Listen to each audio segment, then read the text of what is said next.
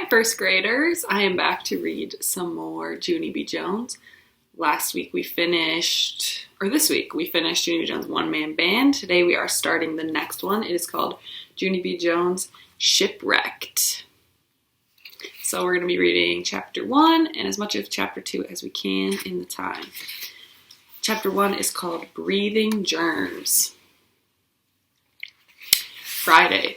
Dear first grade journal, today is the end of the week. Mr. Scary is taking attendance.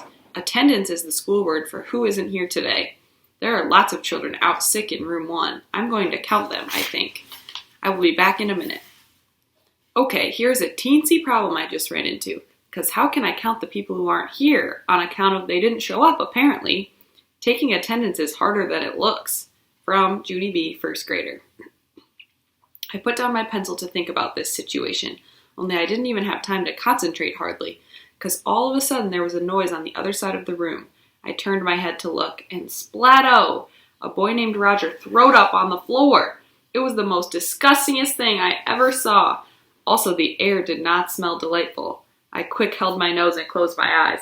Only too bad for me, because my dumb bunny eyes have a brain of their own, and they kept on sneaking peeks of the splatto. It was Cheerios, I believe. Yuck.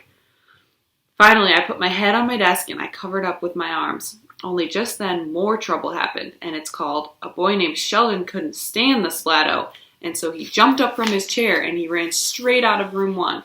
And that was a surprise, I tell you. Mr. Scary ran after him. He brought Sheldon back in a jiffy. Then he quick called the school nurse, Mrs. Weller, on the phone, and he told her that we need her help right now. Hurry, he said, fast! And so Mrs. Weller zoomed to room 1 as speedy as a rocket, and then she hurried over to Roger and she talked to him in a calmy voice, and she said everything is going to be okay. Roger hanged his head, real embarrassed. I felt sorry for that guy. Also, he was making me ill. Finally, Mrs. Weller helped him get up from his chair, and she held his hand and she took him to her office. After that, room 1 could not do any work on account of how can you do work with splatto on the floor. Only hooray, hooray, because pretty soon our janitor named Gus Filoni came rushing through the door. I jumped right up when I saw him. Gus Filoni, it's me, it's Junie B. Jones, I hollered out. Roger throwed up, Roger throwed up. Gus Filoni winked at me, and he went straight to Roger's desk, and he took out his important janitor equipment, and he sprinkled powder all over the splatto. And wowie, wow, wow, that stuff sweeped up like a miracle. You would not believe our eyeballs. Whoa, said my friend named Lenny.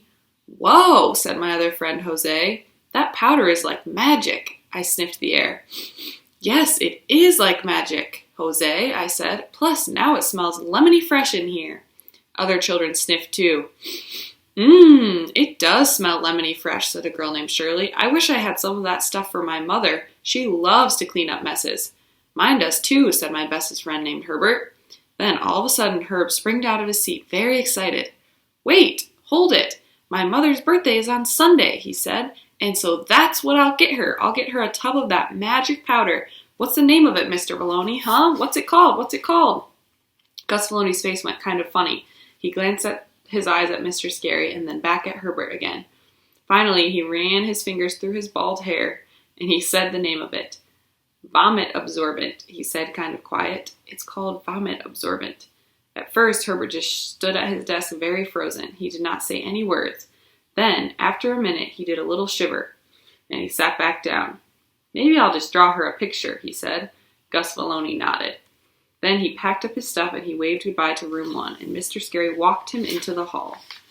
While he was gone, Sheldon put his lunch sack on his head. As soon as Mr. Scary saw it, he tried to take it off, but Sheldon held on tight.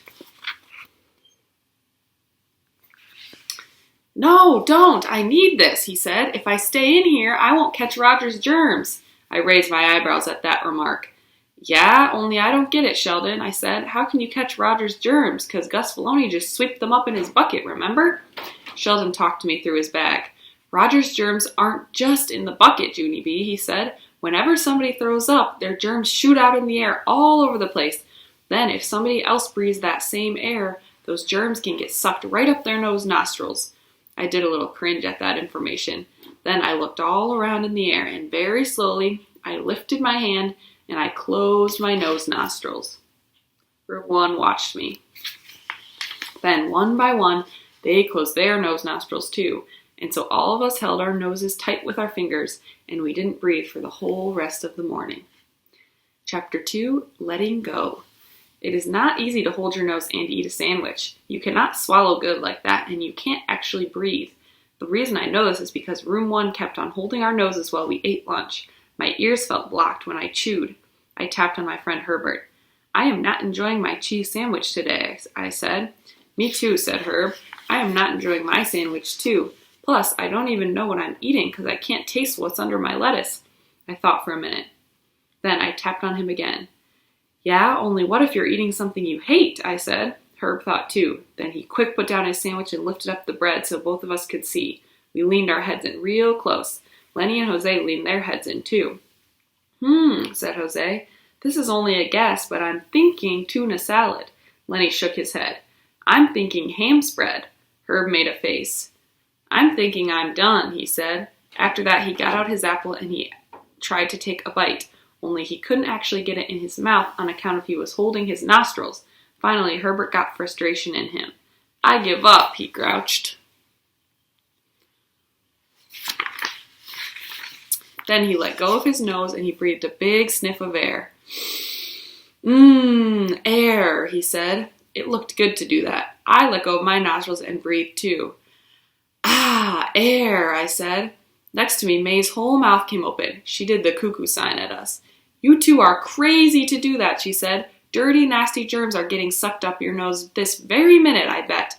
I looked surprised at that news. Really, May? I said. Thank you for telling me that. Then I leaned over next to her and I breathed out my nose air on her shoulder. There, all gone, I said. May did a gasp. Ew, ew, ew, she hollered real loud. Then she jumped right up and she tattletaled to Mr. Scary at the front of the table. Mr. Scary, Junie B. Jones just breathed nose air on my shoulder, and now I've got germs on me, she yelled. Mr. Scary kept on eating his lunch. He was pretending May was not there, I believe. May kept tapping on his arm, and she wiped her shoulder. Nose air, nose air, nose air, she hollered in his ear. Finally, Mr. Scary stood up real calm, and he walked May back to her seat. Boys and girls, I know that many of you are still worried about what happened to Roger this morning, he said, and I promise that we'll talk more about this after recess, okay? But right now, I want all of you to release your nostrils and eat your lunch. He stood there and waited. One by one, all of us let go of our nostrils.